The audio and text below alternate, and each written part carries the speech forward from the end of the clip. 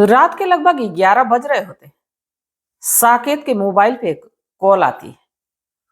Call receive करता है, कुछ बात करता है, बैठ के सोचने लगता है।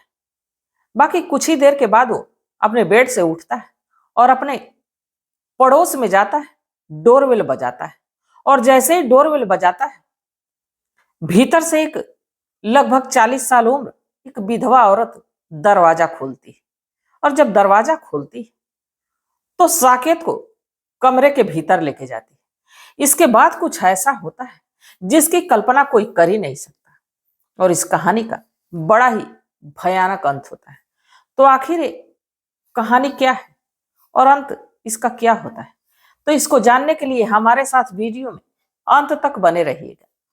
नमस्कार, मैं सावित्री यादव यस के क्राइम कथा में आप सभी का स्वागत करती हूँ। उम्मीद है यस के क्राइम कथा की सारी फैमिली अच्छी होगी, अपना ख्याल रख रही होगी। आज जिस सच्ची कहानी को लेकर मैं आप लोगों के बीच हाजिर हूँ, बड़ी ही रोचक है और साथ में एक बहुत बड़ी सीख देके जाने वाली है। हमारे देश और दुनिया में, हमारे समाज में ऐसी ऐसी विचित्र घटनाएं घट जा रही हैं, ऐसी ऐसी विचित्र बातें हो जा रही हैं। और आप लोग भी अपने इर्द गिर्द अक्सर कुछ ऐसा देखते होंगे जिससे कि कई सवाल मन में उठने लगते हैं। आज की कहानी भी कुछ ऐसी है। तो कहानी की शुरुआत करूं उससे पहले जितने भी हमारे दोस्त मित्र हैं, जितने भी हमारे साथी, रोज की तरह आप लोगों से एक ही गुजारिश है कि वीडियो थोड़ी सी भी पसंद आप लोगों को आती है तो लाइक करना मत भूलिए, क्योंकि आपका एक लाइक हमारा हौसला बढ़ाता है और हमारी यही कोशिश रहती है कि हम हर रोज आप लोगों तक इंटरेस्टिंग रोचक कहानियां लेके आती रहूं। तो चलिए ज्यादा बात ना करते हुए आज की कहानी की शुरुआत करते हैं। साकेत राजस्थान प्रदेश का रहने वाला एक लड़का, पढ़ने लिखने में बेहद तेज तर्रार, माता पिता का इकलौता बेटा होता है। साकेत के माता पिता ये सोचते कि अगर जो साकेत पढ़ लिख के डॉक्टर इंजीनियर बन जाएगा तो हम लोगों का नाम, हम लोगों का रुतबा बढ़ जाएगा। वो लोग साकेत को पढ़ाने के लिए हर वो कोशिश करते हैं, हर वो मेहनत करते हैं जिससे कि साकेत को किसी चीज की कमी ना हो। साकेत भी पढ़ने लिखने में उतना ही तेज तर्रार और उतना ही काबिल लड़का। साकेत के माता पिता उसको ऑनलाइन पढ़ाई के लिए एक फोन दिलवाते हैं। सब कुछ अच्छा चलने लगता है। बाकी इधर साकेत भी ये सोचता है कि माता पिता तो हमारे पढ़ाने के लिए, हमारे भविष्य के लिए तमाम कोशिश कर रहे हैं, तो इनकी थोड़ी सी मदद कर देनी चाहिए। हमें भी खाली समय में घंटे 2 घंटे ट्यूशन पढ़ा देना चाहिए, जिससे कि कुछ पैसे मिल जाए, जिससे कि हमारी पढ़ाई का कम से कम कुछ तो खर्च निकल जाए। साकेत के इस मेहनत को, इस लगन को देख के उसके आस पड़ोस के जो लोग रहते वो भी साकेत की तारीफ करते थकते नहीं थे। और साकेत देखने में बेहद हैंडसम, बेहद स्मार्ट और उतना ही हंसमुख। साकेत की उम्र 23 साल। साकेत अपने ही पड़ोस में रहने वाली काव्या, जिसको ट्यूशन पढ़ाता। काव्या वैसे तो 17 साल की रहती है, बाकी देखने में उसके अंग को, उसके बदन को देखने में ये लगता है कि कम से कम ये 20-22 साल की लड़की होगी। काव्या देखने में बेहद हसीन और बेहद खूबसूरत। साकेत उसे जब पढ़ाने जाता तो कुछ देर के लिए उसको लेके अलग अलग सपने बुनने लगता, अलग अलग तरह की बातें सोचने लगता। फिर अगले पल सोचता कि ये सब सोचने से शायद मेरे पढ़ाई पे बहुत बड़ा असर पड़ सकता है और शायद काव्या ऐसा ना चाहती हो। बस मेरे सोचने से क्या होगा, वक्त गुजरते रहता है। बाकी कहते हैं कि इस उम्र में लड़के लड़कियां अक्सर बहक ही जाते हैं। साकेत भले एक तरफा प्यार हो, बाकी कहीं ना कहीं काव्या को चाहते रहता है। धीरे धीरे वक्त गुजरते रहता है।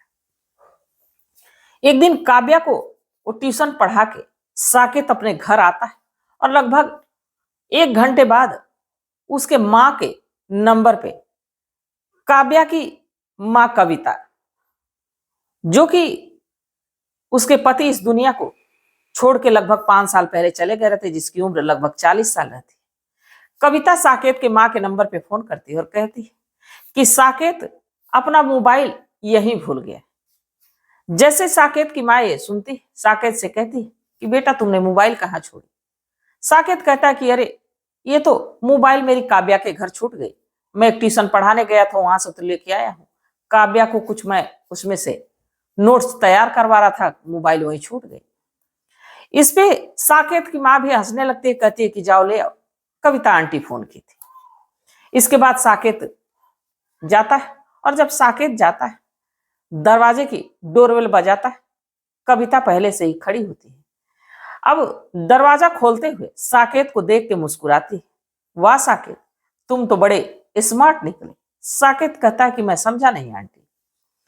इसके बाद कविता कहती कि तुम्हारे फोन में तो बड़ी अच्छी अच्छी मूवी, तुम तो बड़े मूडी हो।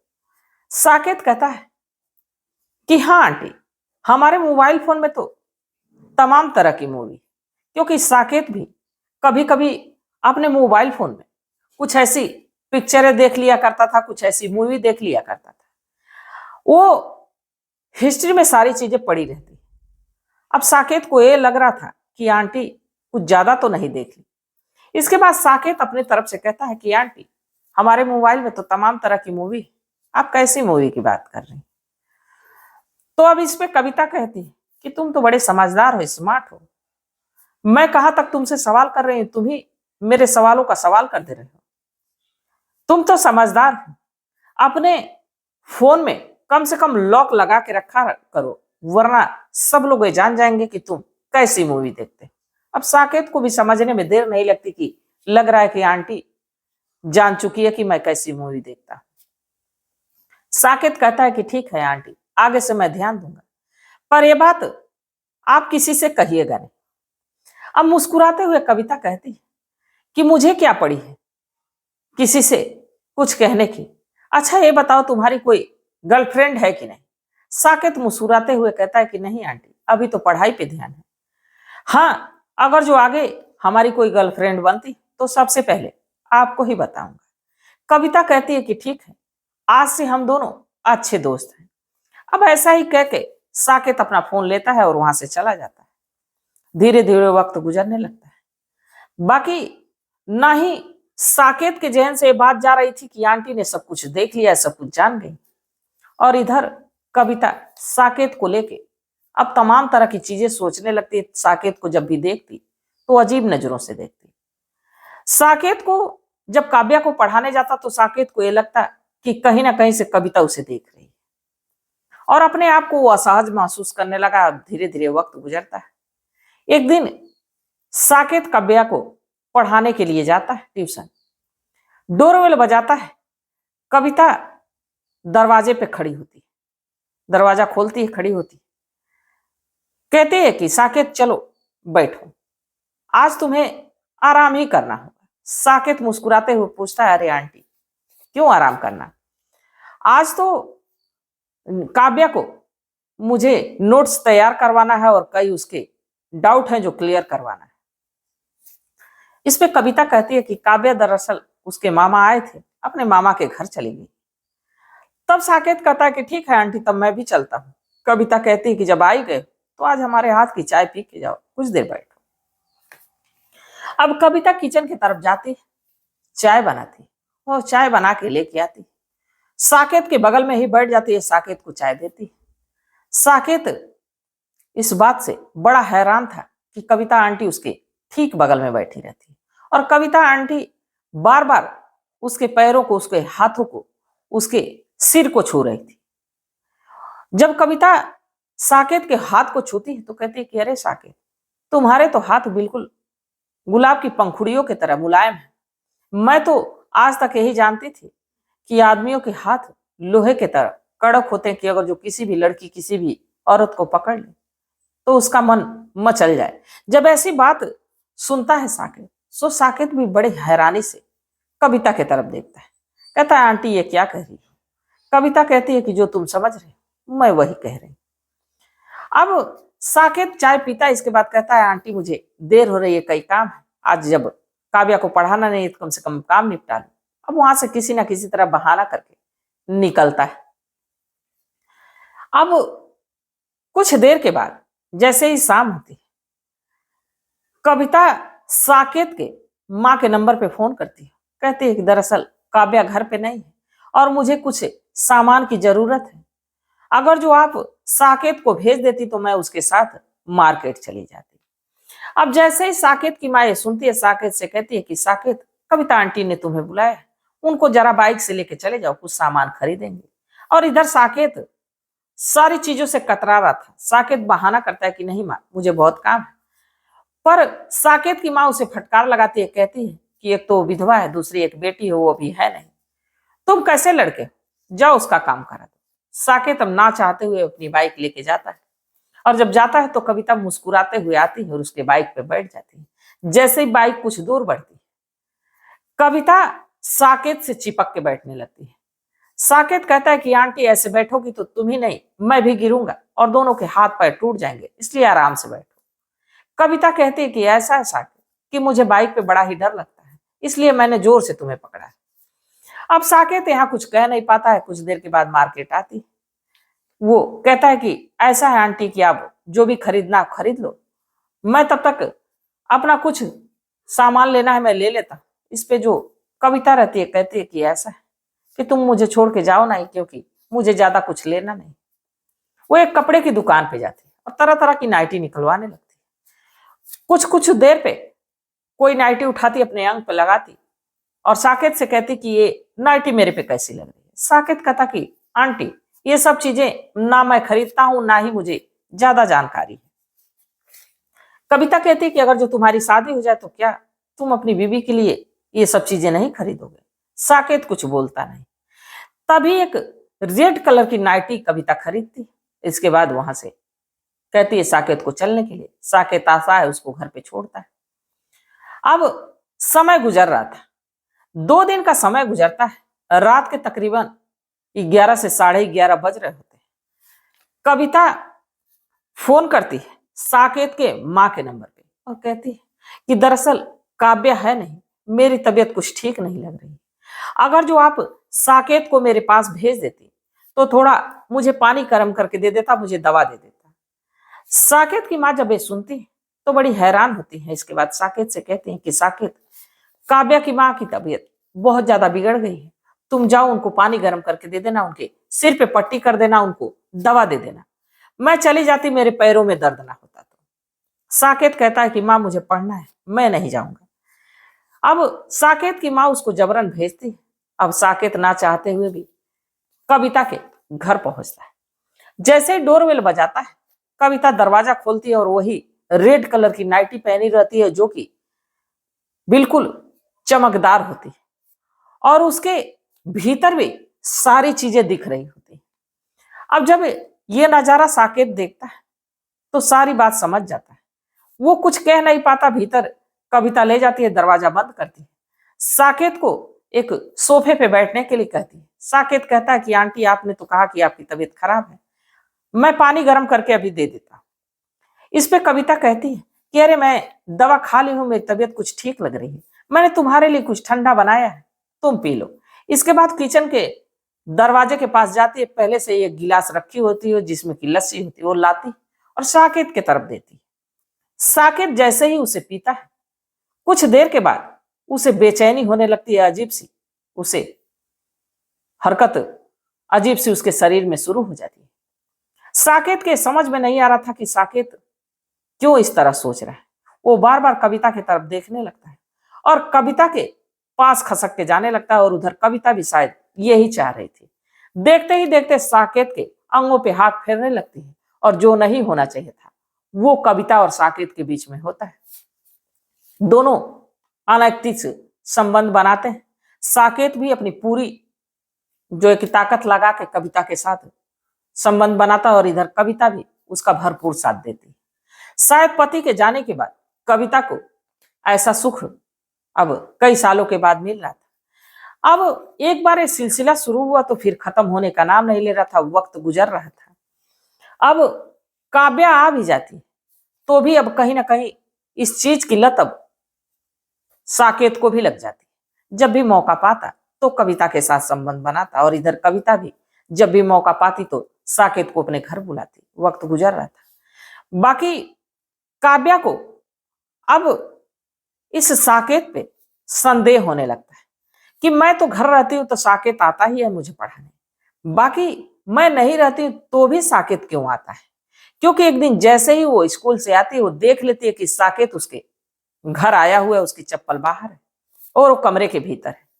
कुछ देर के बाद जब वो निकलता है तो कहता है कि अरे काव्या, तुम आ गई, मैं कुछ पहले ही आ गया था, तुम्हारा वेट कर रहा था। अब इन सब चीजों को देख के बड़ी हैरान होती है। एक दिन वो पेट दर्द का बहाना करती है और स्कूल जाती ही नहीं, और इधर साकेत बेचैन रहता है अब कविता से मिलने के लिए। जब जानता है कि अब दवा खा के काव्या सो चुकी है तो साकेत ट्यूशन पढ़ाने के बहाने तो जाता है काव्या के घर।